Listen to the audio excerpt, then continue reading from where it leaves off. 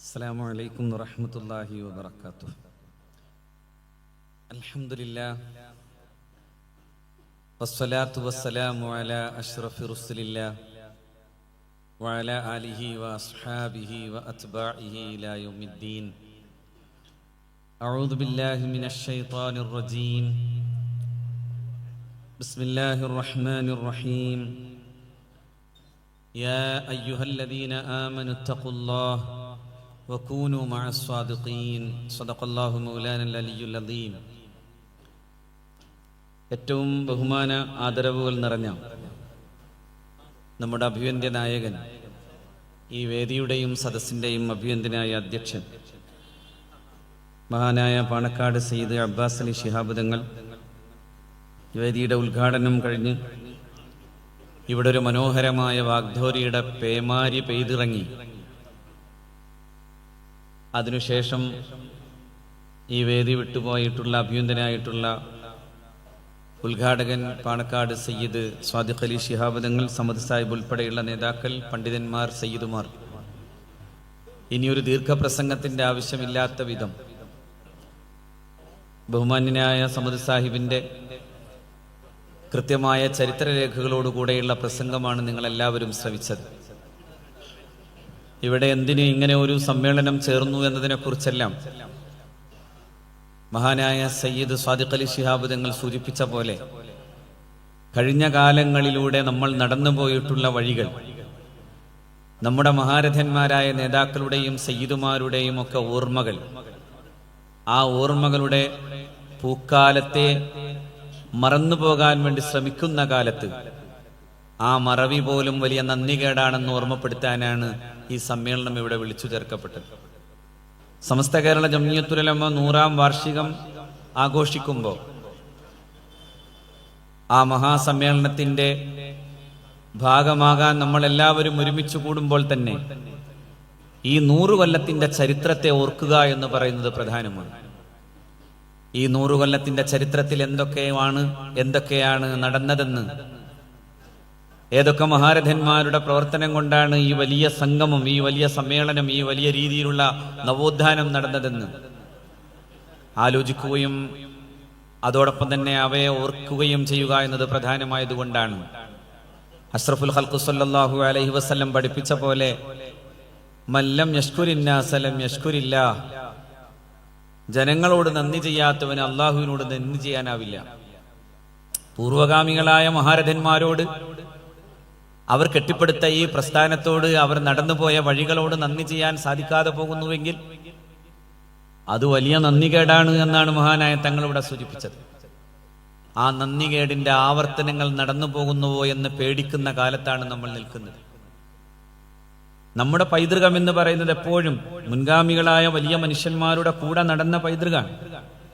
പരിശുദ്ധ ദീനിന്റെ സ്വഭാവവും അതാണ്.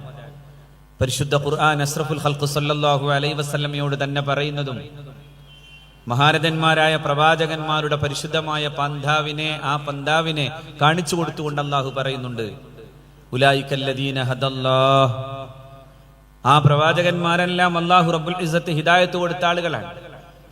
ഫബിഹുദാഹും ഇഖ്തദിഹ്, നബി അവരുടെ പാരമ്പര്യത്തെയാണ് അങ്ങ് തുടരേണ്ടതെന്നാണ് പരിശുദ്ധ ഖുർആൻ പഠിപ്പിച്ചത്. അതാണ് അഹ്ലുസുന്നത്തി വൽ ജമാഅ. കഴിഞ്ഞുപോയവരുടെ, മുൻഗാമികളുടെ, സച്ചരിതരുടെ, മഹാരഥന്മാരുടെ പന്താവിനെ തുടരലാണ്. ഇവിടെ സമദ് സാഹിബ് അതിന്റെ ആമുഖത്തിൽ പറഞ്ഞു വെച്ചത് അതാണ്.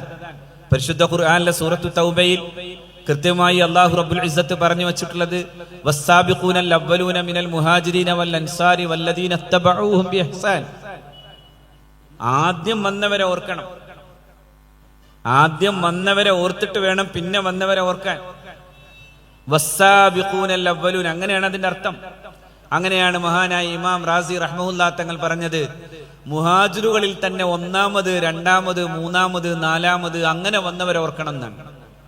ഏതായി ഒന്നാമത് മഹാനായ സയ്യിദുനാ സിദ്ദീഖ് റളിയല്ലാഹു അൻഹു ആണ്. 2ാമത് ഫാറൂഖ് റളിയല്ലാഹു അൻഹു ആണ്. 3ാമത് ഉസ്മാൻ ബിൻ അഫ്ഫാൻ തങ്ങളാണ് റളിയല്ലാഹു അൻഹു. 4ാമത് അലി ബിൻ അബി താലിബ് തങ്ങളാണ്. ഒരാൾ സിദ്ദീഖ് റളിയല്ലാഹു അൻഹുവിനേക്കാൾ മുമ്പിൽ മഹാനായ സയ്യിദുനാ അലി ബിൻ അബി താലിബ് തങ്ങളെ പ്രതിഷ്ഠിച്ചാൽ അയാൾ അഹ്ലുസുന്നത്തി വൽ ജമാഅത്തിൽ നിന്ന് പുറത്താണ്. അഹ്ലുസുന്നത്തി വൽ ജമാഅത്തിന്റെ നേർക്കാഴ്ചയുടെ അതിന്റെ മനോഹരമായ വഴിയിൽ നിന്ന് അയാൾ പുറത്താൻ. അങ്ങനെ പുറത്തായി എന്നതാണ് ഷിയത്ത് എന്ന് പറയുന്ന ഒരു വിഭാഗം ഉണ്ടായത്, ഷിയത്തു അലി എന്ന പേരിലുണ്ടായത്. അതിന്റെ വ്യത്യസ്ത വിഭാഗങ്ങളെ കുറിച്ച് പറയാനല്ല, പക്ഷെ ഒരു കാര്യം അവിടെ ഇമാം റാസി റഹ്മത്തുള്ളാഹി തങ്ങൾ പറഞ്ഞത് അങ്ങനെയാണ്. ആ പറയപ്പെടുന്ന കൃത്യമായ ക്രമ നമ്പറിൽ നിന്ന് ആരെയും വെട്ടിമാറ്റിയിട്ടല്ല, അവരെ മുഴുവനും അവിടെ തന്നെ നിർത്തിയിട്ട് വല്ലദീനത്തബഉഹും ബിഇഹ്സാനിൻ, അവരോടൊപ്പം അങ്ങനെ ആ നന്മയോടെ അനുവർത്തിക്കാൻ സാധിക്കുന്നവരെയാണ് റളിയല്ലാഹു അൻഹും വറളൂ അൻഹു എന്ന് അല്ലാഹു വിളിച്ചത്. റളിയല്ലാഹു അൻഹും, അല്ലാഹു അവരെ തൃപ്തിപ്പെട്ടു, അവർ അല്ലാഹുവിനെയും തൃപ്തിപ്പെട്ടു. വഅദ ലഹും ജന്നാത്ത്, അല്ലാഹു അവർക്കായി സ്വർഗ്ഗം ഒരുക്കി കൊടുത്തിരിക്കുന്നു. അപ്പൊ ആ ക്രമത്തിന് എവിടെയെങ്കിലും വ്യത്യസ്തത വരുന്നുണ്ടോ? ആ വ്യത്യാസം വന്നപ്പോഴൊക്കെ കേരളത്തിലെ മുസ്ലിം സമാജം പോലും പലപ്പോഴും പ്രതികരിച്ചു. സമസ്ത കേരള ജംഇയ്യത്തുൽ ഉലമയുടെ 1980-കളിൽ 89-ലേക്ക് പൂർണ്ണമായി വന്നിട്ടുള്ള ചില സംഭവ വികാസങ്ങളെ കുറിച്ച് ഇവിടെ എല്ലാവരും സൂചിപ്പിച്ചു. അവിടെയും ചില ക്രമ നമ്പറുകൾ മാറുന്നു വന്നപ്പോ ആ ക്രമങ്ങൾ മാറുന്നത് അബദ്ധമാണെന്ന് പറയാൻ പണ്ഡിതന്മാരും സയ്യിദുമാരും ഒരുമിച്ച് നിന്നു. ക്രമം മാറാൻ പാടില്ലാത്തത് കൊണ്ടാണ് ഇപ്പോ ചിലർ ആ ക്രമം മാറ്റാൻ വേണ്ടി ശ്രമിക്കുന്നു എന്നതുകൂടിയാണ് ഈ സമ്മേളനത്തിന്റെ ജാഗ്രത. അതിന് ചിലരൊക്കെ ചെയ്യുന്ന പണി നീ കാണാം. ഒരു പക്ഷേ ഇത് കഴിയുമ്പോഴേക്കും 1-2 പേര് വീഡിയോ ആയിട്ട് വരും. പുറത്തിറങ്ങിയിട്ടൊരു വീഡിയോ നടത്താനോ പ്രസംഗിക്കാനോ കഴിയാത്ത ചിലർ പൊത്തിലിരുന്ന് വീഡിയോ നടത്തുന്നുണ്ട്. അത്തരം വീഡിയോക്കാരെ കൂടി പുറത്തിടലാണ് ഈ സമ്മേളനത്തിന്റെ ലക്ഷ്യം. പുറത്തിറങ്ങിയാൽ ആളുകൾക്ക് പലതും പറയേണ്ടി വരും എന്ന് മനസ്സിലാക്കിയത് കൊണ്ട് അകത്തിരുന്ന് പണിയെടുക്കും. ഈ അകത്തിരുന്ന് പണിയെടുക്കുന്നവരെ കുരങ്ങനെ പോലെ ചുടുചോറ് മാന്തിപ്പിക്കാൻ വേണ്ടി ചിലർ ശ്രമിക്കുന്നു. അതുകൊണ്ടാണ് അങ്ങനെയുള്ള ചിലർ പറഞ്ഞത്, എന്റെ കയ്യിലിരിക്കുന്ന മൊബൈൽ എങ്ങാനും തുറന്നു വച്ചാൽ ഉടുമുണ്ടില്ലാതെ ഓടേണ്ടി വരും എന്ന് പറയേണ്ടി വന്നോടത്ത് ഞാൻ മനസ്സിലാക്കുന്നു. അത്തരം ചില പ്രത്യേകമായ ഗൂഢാലോചനകൾ നടന്നു. അബദ്ധല്ലേ? അത് വലിയ അബദ്ധല്ലേ? കേരളത്തിലെ മുസ്ലിം സമാജം എങ്ങനെ പോന്നു എന്നതിനെ കുറിച്ചുള്ള വലിയ പഠനങ്ങൾ ഇവിടെ സൂചിപ്പിച്ചല്ലോ. ഞാനത് ആവർത്തിക്കാതെ പറയുന്ന ഒരു കാര്യം ഇതാണ്. നമ്മുടെ തണൽ മരങ്ങളെ നോക്കി അവിടെയെല്ലാം നിഴൽ യുദ്ധം നടത്താൻ വേണ്ടി ശ്രമിച്ചവർക്ക് വേണ്ടതെല്ലാം ചെയ്തു കൊടുക്കാൻ വേണ്ടി ശ്രമിച്ചവർ സ്വയം മനസ്സാക്ഷിയോട് ചോദിക്കണം, ശരിയായിരുന്നു അത്? നമ്മുടെ തണൽ മരങ്ങൾ, നമ്മുടെ മഹാസ്ഥാപനങ്ങൾ, എന്താ സമസ്ത കേരള ജംഇയ്യത്തുൽ ഉലമ എന്ന് പറയുന്ന ഈ മഹാപ്രസ്ഥാനം 100 കൊല്ലം കൊണ്ട് നടന്നു പോരുമ്പോ നമ്മൾ ഉണ്ടാക്കി വെച്ചിട്ടുള്ള വലിയ വലിയ മഹാപ്രസ്ഥാനങ്ങൾ, മഹാനായ അഭിവന്ദനായ PMSA കോയത്തങ്ങളും മഹാനായ സയ്യിദ് അബ്ദുറഹ്മാൻ ബാഫഖി തങ്ങളെയും ഹൈദരലി ശിഹാബങ്ങളെ ഓർക്കുന്ന ദിനാണിത്. അള്ളാഹു അവരോടൊപ്പം സ്വർഗത്തിൽ നമ്മൾ ഒരുമിച്ച് കൂട്ടട്ടെ. അവരുടെ വലിയ നവോത്ഥാന സംരംഭങ്ങൾ, ആ വലിയ സംരംഭങ്ങളിൽ ഒന്നാണ് ഞാൻ എന്തൊക്കെ ചെയ്തു എന്ന് ഒരുപക്ഷെ നിങ്ങൾക്ക് വിലയിരുത്താനാകും. ഞാൻ സമുദായ പ്രവർത്തനം ചെയ്തിട്ടുണ്ട്. ഞാൻ ഒരാൾ, ആ വലിയ മനുഷ്യന്റെ ഓർമ്മയിൽ നിന്ന് ഞാൻ പറയാണ്, കേരളത്തിന്റെ സാമൂഹിക രാഷ്ട്രീയ ചരിത്രത്തിലെ ഒരു മനോഹരമായൊരു ശുഭ്ര നക്ഷത്രത്തെ ആരും കാണാത്തൊരു കുടിൽ നിന്ന് ഉയർത്തിക്കൊണ്ടുവന്ന് സ്കോളർഷിപ്പ് കൊടുത്ത് സ്കൂളിൽ പഠിപ്പിച്ച് പിന്നെ കോളേജിൽ പഠിപ്പിച്ച് സ്പീക്കറാകാൻ വേണ്ടി പോകുമ്പോൾ ഒരു ഒലിയിന്റെ മുമ്പിൽ കൊണ്ടുപോയി, ഇതാ ഈ ചെറുപ്പക്കാരൻ കേരളത്തിന്റെ നിയമസഭയുടെ ഏറ്റവും പ്രായം കുറഞ്ഞ സ്പീക്കറാകാൻ പോകാണ്, ദ്വാരക്കണേ എന്ന് പറഞ്ഞ മഹാനായ സയ്യിദ് അബ്ദുറഹ്മാൻ ബാഫഖി തങ്ങൾ. ആ ബാഫഖി തങ്ങൾ ഒരിക്കൽ പറഞ്ഞു, ഞാൻ ചെയ്ത ഒരുപാട് ഖിദ്മകളുണ്ട്, പക്ഷേ നാളെ എന്റെ റബ്ബിന്റെ മുമ്പിൽ ചെന്നു നിന്ന് എനിക്ക് എന്റെ രക്ഷിതാവിന്റെ മുമ്പിൽ പറയാൻ പറ്റിയ ഏറ്റവും പ്രധാനപ്പെട്ട ഖിദ്മത്ത് എന്ന് പറഞ്ഞാൽ ഈ മഹാസ്ഥാപനമായിരിക്കും, ഈ വിദ്വസ്ഥാപനമായിരിക്കും എന്ന് ചൂണ്ടിക്കാണിച്ചത് പട്ടിക്കാട് ജാമിയ നൂരിയ അറബിയയെ കുറിച്ചാണ്. ആ പട്ടിക്കാട് ജാമിയ നൂരിയ അറബിയയെ അതിനു നേരെ നിഴൽ യുദ്ധം നടത്തിയില്ലേ? നിങ്ങൾ ആലോചിച്ച് നോക്കൂ, ആർക്കെതിരാണ് ഇവർ യുദ്ധം ചെയ്യാൻ വേണ്ടി ചിലരെ പ്രേരിപ്പിച്ചത്? ഈ സന്ധ്യയിൽ, ഈ രാത്രി ഇരുന്ന് ആലോചിക്കണം. ഷഅബാന്റെ 2ാം രാത്രി ഇരുന്ന് ആലോചിക്കണം. ആർക്കെതിരായിട്ടാണ് ജാമിയ നൂരിയ അറബിയ പോലെയുള്ള ഒരു വിദ്വത് സ്ഥാപനത്തെ മഹാരഥന്മാർ സ്ഥാപിച്ച അതിന്റെ പൈതൃകത്തെയും പാരമ്പര്യത്തെയും ഇവിടെ പറഞ്ഞു. ആ വലിയ പാരമ്പര്യത്തിന്റെ, ആ വലിയ വിദ്വത് സ്ഥാപനത്തിനു നേരെ അത്തരം ഒരു നിഴൽ യുദ്ധം ചെയ്യാൻ വേണ്ടി തീരുമാനിച്ചവർക്ക് എല്ലാ തരത്തിലുള്ള പിന്തുണയും പ്രഖ്യാപിച്ചവർ സ്വയം മനസ്സാക്ഷിയോട് ചോദിക്കണം. ഇന്ത്യക്ക് പുറത്തേക്ക് കേരളത്തിലെ ഇസ്ലാമിക സമൂഹത്തിന്റെ ചരിത്രത്തെ ഇത്രമേൽ വർണ്ണശബളമായി അവതരിപ്പിക്കാൻ സാധിച്ചത് എങ്ങനെയാണ്? ബീഹാറിൽ ചെന്നാൽ അവിടെ കിഷൻഗഞ്ചിലുണ്ട് ഒരു കുർത്തുബ, കെരദോവ. എന്താ കെരദോവയുടെ പ്രത്യേകത? ബാപ്പുഹാജി പറഞ്ഞ പ്രകാരം ഈ സമൂഹത്തിന്റെ പരിശുദ്ധമായ വെളിച്ചത്തെ ലോകത്തിന് കൊടുക്കണ്ടേ, അതുകൊണ്ട് ഞാനിവിടെ ഇരുന്നാ മതിയാകുമോ എന്നാലോചിച്ചൊരു ചെറുപ്പക്കാരൻ ബീഹാറിലെ കിഷൻഗഞ്ചിലെ പാടത്തിരുന്ന് ആലോചിച്ചതാണ് അവിടുത്തെ കെരദോവ. ചരിത്രത്തിലെ കെരദോവ പോലെ ലോക ചരിത്രത്തിൽ, ഇസ്ലാമിക ചരിത്രത്തിന് അഭിമാനം പറയാൻ പറ്റിയൊരു കെരദോവയുണ്ട്. ഇന്ത്യയുടെ അഭിനന്ദനായ മുൻ പ്രധാനമന്ത്രി പണ്ഡിറ്റ് ജവഹർലാൽ അതിനെക്കുറിച്ച് പറയുമ്പോൾ വാചാലമായി പറയുന്ന ഒരു വർത്താനുണ്ട്. Europe was backward in arts, science and all amenities of life. ജീവിതത്തിന്റെ എല്ലാ തുറകളിലും, ശാസ്ത്രത്തിൽ, വൈജ്ഞാനികമായ അതിന്റെ ഉത്സാഹത്തിൽ, എല്ലാത്തിലും എത്രയോ പിന്നിലായിരുന്നു യൂറോപ്പ്. ആരാ യൂറോപ്പിന് വെളിച്ചം കൊടുത്തത്? It was Arab Spain, especially the university of Cordova kept the lamp of learning എന്നാണ്. It was Arab Spain. അത് അറബ് സ്പെയിനാണ്. പരിശുദ്ധ ഖുർആനിലെ ഇഖ്റയിൽ നിന്ന് ഉത്തേജനം കൊണ്ട ഒരു ജനത ഒരു സമൂഹത്തിന്റെ നാഗരികമായിട്ടുള്ള ഇരുട്ടിലേക്ക്, സാംസ്കാരികമായ ഇരുട്ടിലേക്ക് വെളിച്ചം പകർന്ന് വിജ്ഞാനത്തിന്റെ ഈ പരിശുദ്ധമായ ദീപശിഖയുമായി കടന്നു ചെന്ന സ്ഥാപനത്തിന്റെ പേരാണ് കെർദോവ, അൽ ഖുർത്തുബ. അതേ കെർദോവയെ സ്ഥാപിച്ചു ആസാമിലും പശ്ചിമ ബംഗാളിൽ അഭിനന്ദനായ സയ്യിദ് അബ്ബാസ് അലി ശിഹാബ് തങ്ങൾ അവിടെ ഇരിക്കുന്നു. വന്ദ്യരായ സയ്യിദ് ഹൈദരലി ശിഹാബ് തങ്ങളോടൊപ്പം ഞങ്ങൾ പശ്ചിമ ബംഗാളിൽ യാത്ര ചെയ്തു. ബംഗാളിലെ യാത്രയിൽ അവിടെ ഭീംപൂരിൽ ഒരു കല്ലു നട്ടു സയ്യിദ് ഹൈദരലി ശിഹാബ് തങ്ങൾ. ആ കല്ലാണ് പിന്നെ ദാറുൽ ഹുദ ഇസ്ലാമിക് യൂണിവേഴ്സിറ്റിയുടെ ഓഫ് ക്യാമ്പസായി ഇന്ന് പടർന്ന് പന്തലിച്ച് ബംഗാളിന്റെ നവോത്ഥാനത്തിന്റെ പുതിയ കാലം നിർമ്മിക്കാൻ വേണ്ടി പോകുന്നത്. ആ കല്ലിടാൻ പോയ അന്നത്തെ ദിവസം ഞങ്ങൾ ഓർക്കുന്നു, ഒരു കിണറ്റിൽ നിന്ന് മറ്റൊരു കിണറ്റിലേക്ക് ഇങ്ങനെ കയറി ഇറങ്ങിയ പോലെ മഹാനായ സൈനുൽ ഉലമ ചെർശ്ശേരി ഉസ്താദ് നബ്ബറല്ലാഹു മർഖദ, മഹാനായ സയ്യിദ് ഹൈദരലി ശിഹാബ് തങ്ങൾ നബ്ബറല്ലാഹു മർഖദ, അഭിയന്തരായ പണ്ഡിതന്മാർ, വന്ദ്യരായ സയ്യിദ് അബ്ബാസ് അലി ശിഹാബ് തങ്ങൾ ഉൾപ്പെടെയുള്ള നേതാക്കൾ അവിടെ ചെന്നപ്പോ ആളുകൾ ഇങ്ങനെ തടിച്ചുകൂടി വരുന്നു. അപ്പോ മലയാളം അറിയുന്ന ഒരു എന്റെ സുഹൃത്തു കൂടിയായിട്ടുള്ള ചെറുപ്പക്കാരൻ പറയാണ്, നിങ്ങൾക്കൊക്കെ തങ്ങന്മാരും ഉസ്താദുമാരും ഒക്കെ നിങ്ങൾക്ക് വേണ്ടി പണിയെടുക്കുന്നവരായുള്ളപ്പോ ഞങ്ങൾക്കും തങ്ങന്മാരും ഉസ്താദുമാരും ഉണ്ട്, പണ്ഡിതന്മാരുണ്ട്. പക്ഷേ അവരൊന്നും ഞങ്ങൾക്ക് വേണ്ടി വാതില് തുറക്കാറില്ല, അവരൊന്നും ഗേറ്റ് തുറക്കാറില്ല. ഇപ്പോഴും ഈ അർദ്ധരാത്രിയും കഴിഞ്ഞാലും ഈ ഗേറ്റ് ഇങ്ങനെ മലർക്കെ തുറന്ന് കുറെ മനുഷ്യന്റെ സങ്കടങ്ങൾ കേൾക്കാൻ വേണ്ടി, കഥനങ്ങളെ കേൾക്കാൻ വേണ്ടി ഈ കടലിന്റെ ഇപ്പോഴേ ഓരത്ത് ചരിത്രത്തെ വീണ്ടും വീണ്ടും ആവർത്തിപ്പിച്ചുകൊണ്ടേയിരിക്കുന്നു. ഹമ്മാലു അസ്താലി അഖ്വാം എന്ന് ഫറസ്ദഖ് പാടിയ പോലെ, ഹമ്മാലു അസ്താലി അഖ്വാം, മനുഷ്യരുടെ ഹൃദയവേദനയെ സ്വയം നെഞ്ചേറ്റാൻ വേണ്ടി ശ്രമിക്കുന്ന കുറെ മനുഷ്യർ. ആ മനുഷ്യരുടെ പൈതൃകങ്ങളെ നോക്കിയാണ് നിങ്ങൾ ഇങ്ങനെ ഇത്തരം പരിഹാസങ്ങൾ ഉന്നയിക്കുന്നുവെങ്കിൽ ഞങ്ങൾക്ക് പറയാനുള്ളത്, പണ്ട് അഭിയന്തനായ കുഞ്ഞാലിക്കുട്ടി സാഹിബ് പറഞ്ഞതുപോലെ നിങ്ങൾ നിലാവിനെ നോക്കി ഓരിയിടുക മാത്രമാണ് ചെയ്യുന്നതെന്നാണ്. നിലാവിനെ നോക്കി ഓരിയിടുകയാണ്. എന്തൊക്കെ പറഞ്ഞു വച്ചു? ജാമിയ നൂരിയെ കുറിച്ച്, ദാറുൽ ഹുദയെ കുറിച്ച്. എന്നിട്ട് എല്ലാം കഴിഞ്ഞിട്ട് സയ്യിദുൽ ഉലമയെ കുറിച്ച് പറഞ്ഞു. അതും വിട്ട് മഹാനായ ഇമാം ബുഖാരി പരിശുദ്ധ ഖുർആനു ശേഷം, അള്ളാഹുവിന്റെ പരിശുദ്ധമായ വേദഗ്രന്ഥത്തിന് ശേഷം അസഹുൽ കുതുബി ബഅദ കിതാബില്ലാഹി സഹീഹുൽ ബുഖാരി, അള്ളാഹുവിന്റെ വേദഗ്രന്ഥത്തിനു ശേഷം ഏറ്റവും ശരി ഏതെന്ന ചോദ്യത്തിന് ഒറ്റ ഉത്തരമേ ഉള്ളൂ പണ്ഡിത ലോകത്ത്. അത് ഇമാം ബുഖാരിയുടെ സഹീഹുൽ ബുഖാരിയാണ്. എത്ര വട്ടത്തെ പര്യാലോചനകൾ, എത്ര വലിയ കാര്യമായിട്ടുള്ള യാത്രകൾ, എത്ര വലിയ നിരീക്ഷണങ്ങൾ.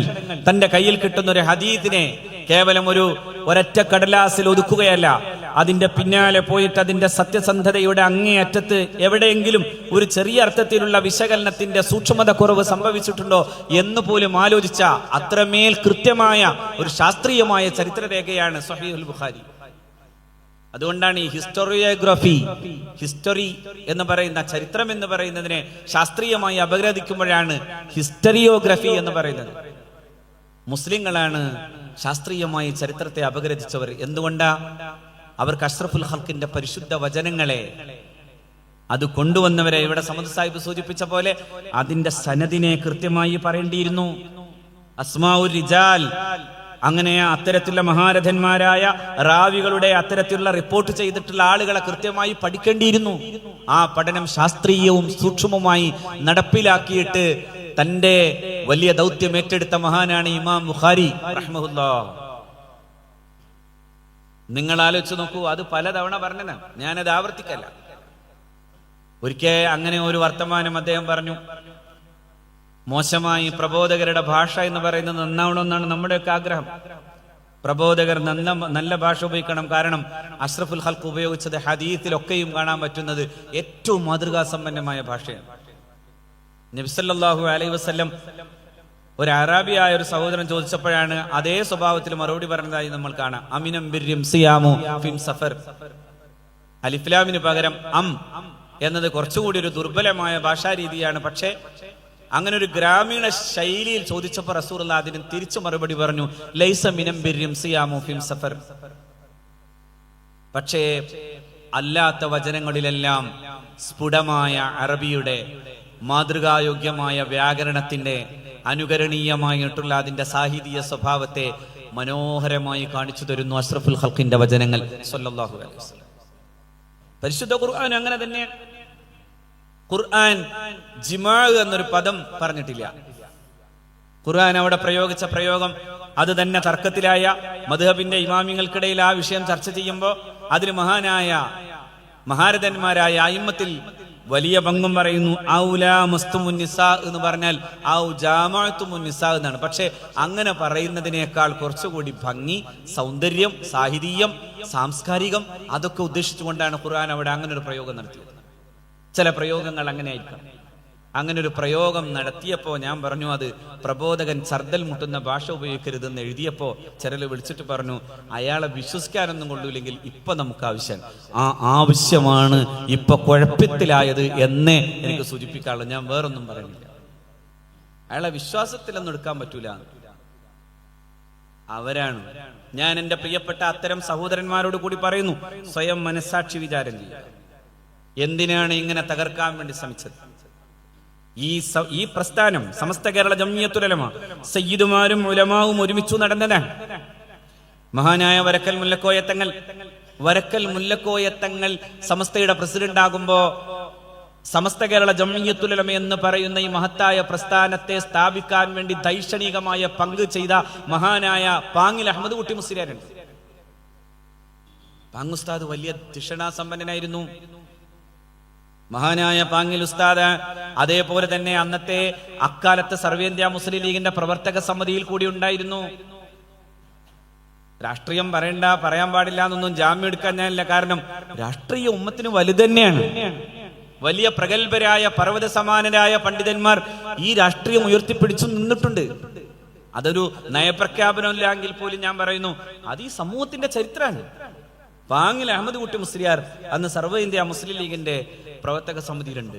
ആ സമിതിയിൽ മറ്റൊരാൾ കൂടിയുണ്ട്. അദ്ദേഹത്തിന്റെ പേര്, അതായത് കേരളത്തിലെ സലഫി പ്രസ്ഥാനത്തിന്റെ ആചാര്യനായിട്ടുള്ള KM മൗലവി. വഹാബി പ്രസ്ഥാനത്തോട് നമ്മൾ എന്നും എല്ലാ കാലത്തും സമസ്ത ഉണ്ടായത് അതിനാണ്. എല്ലാ കാലത്തും അതിനെതിരാണ്. എല്ലാ തരത്തിലുള്ള അത്തരം ആശയപരമായി സമുദായത്തെ ഭിന്നിപ്പിക്കുന്ന സുന്നത്തു ജമാഅത്തിനെതിരായ എല്ലാ ആശയങ്ങളോടും അതിശക്തമായി തന്നെ സമസ്ത കേരള ജംഇയ്യത്തുൽ ഉലമ എതിർത്തു. എല്ലാത്തിനെയും എതിർത്തു. ഒരു ഭാഗത്ത് ആശയപരമായി അത്തരം ഭിന്നസ്വരങ്ങൾ ഉയർത്തിയവരെ എതിർത്തു. മറുഭാഗത്ത് സമുദായത്തെ മതപരമായി മതനിരാസവാദത്തിലേക്ക് കൊണ്ടുപോകുന്നതിനെതിരായി ശക്തമായി നിന്നു. സുന്നി യുവജന സംഘം ഉണ്ടാക്കുമ്പോൾ ചെറുപ്പക്കാർ കമ്മ്യൂണിസ്റ്റുകാരാകുന്നു എന്നത് ഒരാശങ്കയായി ഉലമാവ് പറഞ്ഞിട്ടാണ് സുന്നി യുവജന സംഘത്തിന്റെ അതിന്റെ സ്ഥാപനത്തിന്റെ ഒരു ലക്ഷ്യത്തിലൊന്നായി വന്നത്. എന്തേ കാരണം? അങ്ങനെ തന്നെയല്ലേ ഇപ്പോഴും അതല്ലേ കേൾക്കുന്നത്.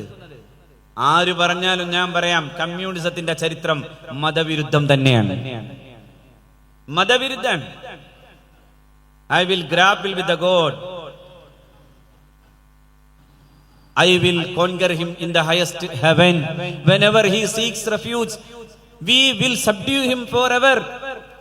ബോൾഷെവിക് വിപ്ലവത്തിന് ശേഷം ലെനിന്റെ ഏറ്റവും അടുത്ത കൂട്ടുകാരന്റെ പ്രഖ്യാപനമാണ്, നാം ദൈവത്തോട് ഏറ്റുമുട്ടും, ദൈവത്തെ അത്യുന്നത സ്വർഗത്തിൽ വെച്ച് കീഴടക്കും.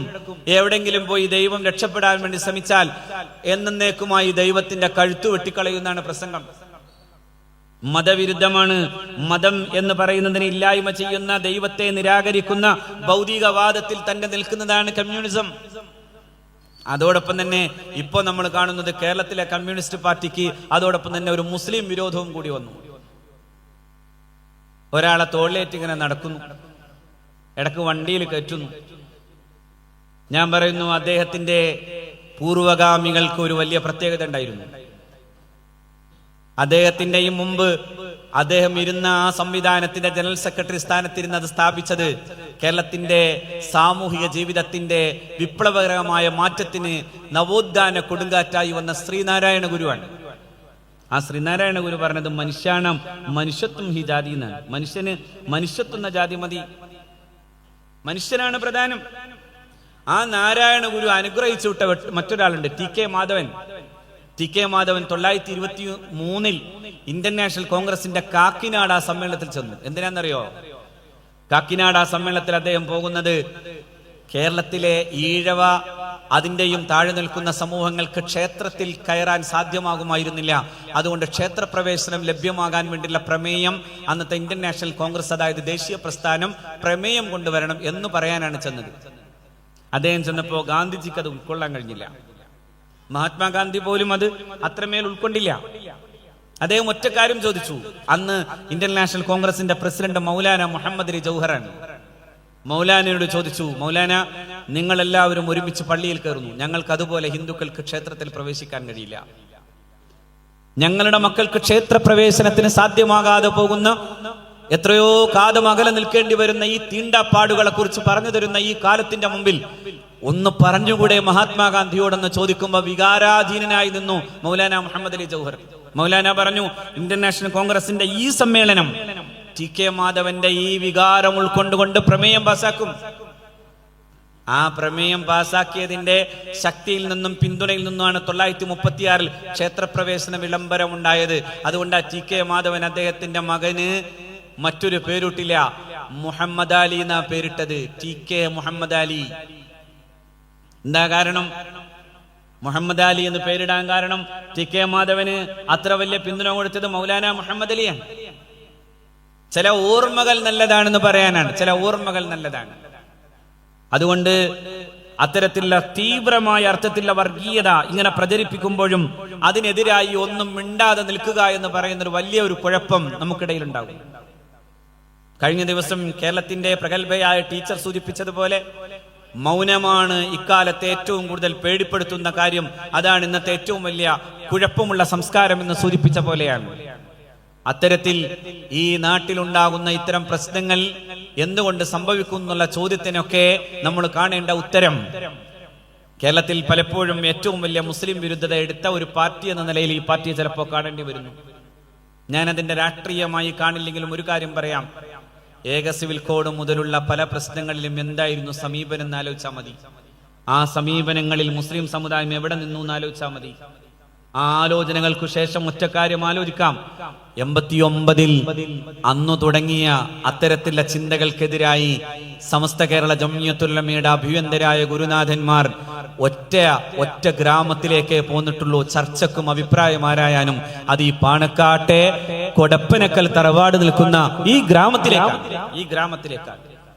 ഈ ഗ്രാമത്തിൽ ഇന്ന് അവർ ചർച്ച ചെയ്തു, സമുദായത്തിന്റെ പ്രശ്നങ്ങൾ ആലോചിച്ചു. സമസ്ത കേരള ജംഇയ്യത്തുൽ ഉലമയുടെ മുശാവറ കൂടുമ്പോഴും പാണക്കാട്ടെ മഹാന്മാരായ അന്നത്തെ ആ കാലത്തെ നേതാക്കളെ കുറിച്ച് അവരെന്തു പറയുന്നു എന്നതിനെ കുറിച്ച് വിശകലനം ചെയ്യാനും അറിയാനും അവർ ആഗ്രഹിച്ചു. എന്തുകൊണ്ടാണ്? ഈ ഉമ്മത്തിന്റെ നേതൃത്വം അവരാണ് എന്ന ബോധ്യം, ചരിത്രപരമായ ബോധ്യം അവർക്ക് എന്നും എല്ലാ കാലത്തും ഉണ്ടായി. മഹാന്മാരായ സയ്യിദുമാരും മഹാന്മാരായ ആരിഫീങ്ങളും മഹാന്മാരായ ഉലമാക്കളും പാണക്കാട്ടെ ഈ തറവാട്ടിലെ മഹാന്മാരായ ഈ നേതാക്കളെ അതേ അർത്ഥത്തിൽ അംഗീകരിക്കുകയും സ്വീകരിക്കുകയും ചെയ്തു. സുപ്രഭാതം ദിനപത്രത്തിന്റെ ആദ്യകാലത്ത് അതുമായി ബന്ധപ്പെട്ടുകൊണ്ട് അതിലേക്ക് പ്രഗത്ഭരായ ഡയറക്ടർമാരെ ചേർക്കാൻ വേണ്ടിയിട്ട് സൗദി അറേബ്യയിൽ അഭ്യന്തരനായ സയ്യിദ് അബ്ബാസ് അലി ശിഹാബ് തങ്ങളും ഈ വിനീതനുമാണ് യാത്ര ചെയ്തത്. ഞങ്ങൾ അങ്ങനെ മദീനയിലെത്തി. മദീനയിലെ ഇസ്ലാമിക് സെന്ററിൽ സ്വീകരണം തന്നു. ഇസ്ലാമിക് സെന്ററിലെ സ്വീകരണ സമയത്ത് അഭിവന്ദനായിട്ടുള്ള വാവാട് കുഞ്ഞിക്കോയ മുസ്ലിയാർ നവ്വറല്ലാഹു മർഖദ സമസ്തയുടെ അഭിവന്ദനായ ഒരു പൂ പോലെ വിശുദ്ധമായ ഒരു ജീവിതം കൊണ്ട് നമ്മളെയൊക്കെ അതിശയിപ്പിച്ച നിസ്വാർത്ഥനായ നിഷ്കാമ കർമ്മിയായ സൂഫി വര്യനായ മഹാനായ വാവാട് ഉസ്താദ് നവ്വറല്ലാഹു മർഖദ. വാവാട് ഉസ്താദ് എഴുന്നേറ്റു പ്രസംഗിക്കാൻ. എന്നിട്ട് പറഞ്ഞു, ഒരു ഭാഗത്ത് അഷ്റഫുൽ ഖൽഖിന്റെ വിശുദ്ധ റൗള മദീനയെ, ഞാൻ ഈ മദീനത്തു ഷരീഫയിൽ നിൽക്കുമ്പോ, എന്റെ ഹബീബിന്റെ ചാരെ ഞാൻ നിൽക്കുമ്പോ എന്റെ തൊട്ടടുത്തായി പാണക്കാട്ടെ കുട്ടിയിരിക്കുന്നു. അത് പറഞ്ഞിട്ട് ആ വന്ധ്യവയോധികനായ പണ്ഡിതൻ വിതുമ്പി കരഞ്ഞിട്ട് പറഞ്ഞ വർത്തമാനം പിന്നെ ഞങ്ങൾക്കൊന്നും പ്രസംഗിക്കാൻ കഴിഞ്ഞില്ല. അത്ര വികാര നിർഭരമായിരുന്നു, അത്ര വൈകാരിക സാന്ദ്രമായിരുന്നു. മഹാനായ വാവാട് ഉസ്താദ് പറയാൻ, എന്റെ ഷെയ്ഖ്, അങ്ങനെയാണ് പറഞ്ഞു വെച്ചത്, എന്റെ ഷെയ്ഖ് ചാപ്പനങ്ങാടി ബാപ്പ മുസ്ലിയാർ നവ്വറല്ലാഹു മർഖദ അവരെന്നോടൊക്കെ പറഞ്ഞു തന്നത് എനിക്ക് ഓർമ്മയുണ്ട്. ഉസ്താദ് പറയാണ്, പാണക്കാട്ടെ കുട്ടികളുടെ ചെരുപ്പെടുക്കാനുള്ള യോഗ്യതയില്ല എന്ന് പറഞ്ഞിട്ടാണ് എന്റെ ഷെയ്ഖ് ചാപ്പനങ്ങാടി ബാപ്പ മുസ്ലിയാർ ഞങ്ങളെ പഠിപ്പിച്ചത് എന്ന് പറയുന്നത് മഹാനായ സയ്യിദ് അബ്ബാസ് അലി ശിഹാബ് അലി തങ്ങളിരുന്ന വേദിയിലാണ്. ചാപ്പനങ്ങാടി ബാപ്പ മുസ്ലിയാർ. കേരളത്തിലെ മുസ്ലിം ഉമ്മത്തിന് നേതാക്കളെ വേണം. മഹാനായ പൂക്കോയ തങ്ങൾ വഫാത്തായി. ആരായി ഉമ്മത്തിന്റെ നേതാവാകേണ്ടത്? നേതാവാകാൻ യോഗ്യനായാൽ കൊടപ്പനക്കല തറവാട്ടിലുണ്ട്. മിസ്റിലെ വലിയ വിദ്യാഭ്യാസം കഴിഞ്ഞ് ജാമിഉൽ അസ്ഹറിൽ നിന്നും കൈറോയിൽ നിന്നും വിദ്യാഭ്യാസം നേടിയിട്ട് വന്ന് തന്റെ പിതാവിന്റെ ഒപ്പം ഇരുന്ന്, എന്നാൽ സമസ്ത കേരള ജംഇയ്യത്തുൽ ഉലമയുടെ സുന്നി യുവജന സംഘത്തിന്റെ മലപ്പുറം ജില്ലയുടെ അധ്യക്ഷനായി, എന്നാൽ വലിയ കാര്യമായ പ്രവർത്തനങ്ങൾക്ക് ഒന്നും പുറത്തിറങ്ങാതെ തന്റെ പിതാവിന്റെ കൂടെ ഇരിക്കുന്ന വലിയ ചെറുപ്പക്കാരൻ. ആ ചെറുപ്പക്കാരൻ രംഗത്തിറക്കണമെന്ന് CH മോഹമുണ്ട്. പക്ഷേ മഹാനായ സയ്യിദ് മുഹമ്മദ് അലി ശിഹാബ് തങ്ങൾക്ക് സമ്മതല്ല. ശിഹാബ് തങ്ങളെയും വിളിച്ചുകൊണ്ട് CH അങ്ങനെ പോയി ഈ യോഗിയുടെ മഹാജീവിതത്തിന്റെ സാന്നിധ്യത്തിലേക്ക്, മഹാനായ ചാപ്പനങ്ങാടി ബാപ്പ മുസ്ലിയാരുടെ വീട്ടിലേക്ക്. ചാപ്പനങ്ങാടി ബാപ്പ മുസ്ലിയാർ 2 ചായ കോപ്പകൾ കൊണ്ടുവച്ച് ഫാത്തിഹ ഓതി ദുആ ചെയ്തിട്ട് പറഞ്ഞു, മോനെ. ബാപ്പയുടെ കൂട്ടുകാരനായ ചാപ്പനങ്ങാടി ബാപ്പ മുസ്ലിയാർ പറഞ്ഞു, ഇനി ഇരിക്കേണ്ടത് ഈ സമുദായത്തിന്റെ ഈ രാജകീയ കസേരയിൽ ഇരിക്കേണ്ടത് അങ്ങാണ് എന്ന് പറഞ്ഞ് മഹാനായ സയ്യിദ് മുഹമ്മദ് അലി ശിഹാബ് തങ്ങളെ ഇരുത്തിയതാണ്. ഔലിയാക്കള് ദുആ ചെയ്ത, മഹാരഥന്മാരായ പണ്ഡിതന്മാർ ആശീർവദിച്ച ഈ രാജകുടുംബത്തിന്റെ കസേരക്ക് ഇളക്കം തട്ടണമെന്ന് മോഹിച്ചാ മതി, നടക്കാത്തതാണത് എന്ന് എനിക്ക് സൂചിപ്പിക്കാം. അതിനൊന്നും പോകാതെ ഉമ്മത്ത് ഒന്നിച്ചു നിൽക്കട്ടെ. അതിന് നേതൃത്വം കൊടുക്കാൻ പാണക്കാട്ടെ കുടുംബം എന്ന രാജതുല്യമായ ഈ കുടുംബത്തിന്റെ നേതാക്കൾ ഉണ്ടാവട്ടെ. സമസ്ത കേരള ജംഇയ്യത്തുൽ ഉലമ പ്രശോഭിതമാവട്ടെ. ഈ 100 കഴിഞ്ഞതിങ്ങനെ മുന്നോട്ട് പോകുമ്പോ ആ വിജയ പതാകയുമായി നമുക്ക് ഒരുമിച്ച് പോകാൻ അല്ലാഹു റബ്ബുൽ ഇസ്സത്ത് തൗഫീഖ് തരട്ടെ. വആഖിറു ദഅവാന അനിൽ ഹംദുലില്ലാഹി റബ്ബിൽ ആലമീൻ. എന്റെ പ്രിയപ്പെട്ട സുഹൃത്തും അതോടൊപ്പം തന്നെ സമസ്ത കേരള സുന്നി യുവജന സുന്നി സ്റ്റുഡന്റ് ഫെഡറേഷൻ അതിന്റെ ജനകീയമായ മുന്നേറ്റത്തിന്റെ വലിയ പങ്കാളിത്തം വഹിച്ച കാലത്തെ സഹചാരിയെ ഓർമ്മപ്പെടുത്തി തരുന്ന പ്രിയപ്പെട്ട നാസർ ഫൈസി കൂടത്തായി ഇവിടെയുണ്ട്. അതുകൊണ്ട് നാസർ ഫൈസിയുടെ മനോഹരവും അതോടൊപ്പം തന്നെ തീക്ഷ്ണവുമായ പ്രസംഗവും കേട്ടിട്ട് വേണം പോകാൻ എന്ന് അഭ്യർത്ഥിച്ചുകൊണ്ട് ഞാൻ എൻ്റെ വാക്കുകൾ അവസാനിപ്പിക്കുന്നു. അസ്സലാമു അലൈക്കും വറഹ്മത്തുള്ളാഹി.